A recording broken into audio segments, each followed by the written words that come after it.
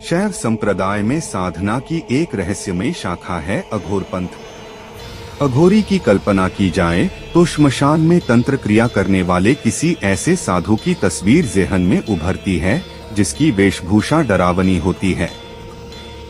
अघोरियों के वेश में कोई ढोंगी आपको ठग सकता है, लेकिन अघोरियों की पहचान यही है कि वे किसी से कुछ मांगते नहीं हैं, और बड़ी बात यह कि तब ही संसार में दिखाई देते हैं जबकि वे पहले से नियुक्त श्मशान जा रहे हो या वहां से निकल रहे हों।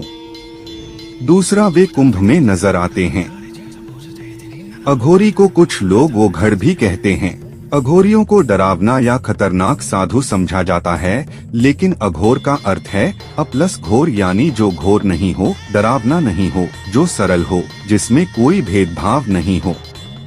कहते हैं कि सरल बनना बड़ा ही कठिन होता है। सरल बनने के लिए ही अघोरी कठिन रास्ता अपनाते हैं। साधना पूर्ण होने के बाद अघोरी हमेशा हमेशा के लिए हिमालय में लीन हो जाता है। शैव संप्रदाय में साधना की एक रहस्यमयी शाखा है अघोरपंथ। अघोरी की कल्पना की जाए तो श्मशान में तंत्र क्रिया करने वाले किसी ऐसे साधु की तस्वीर ज़हन में उभरती है जिसकी वेशभूषा डरावनी होती है।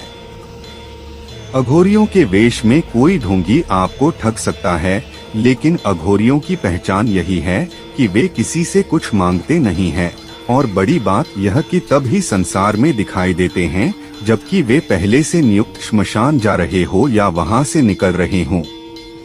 दूसरा, वे कुंभ में नजर आते हैं। अघोरी को कुछ लोग वो घड़ भी कहते हैं।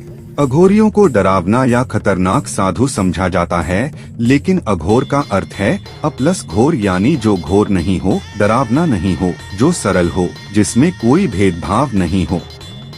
कहते हैं कि सरल बनना बड़ा ही कठिन होता है। सरल बनने के लिए ही अघोरी कठिन रास्ता अपनाते हैं।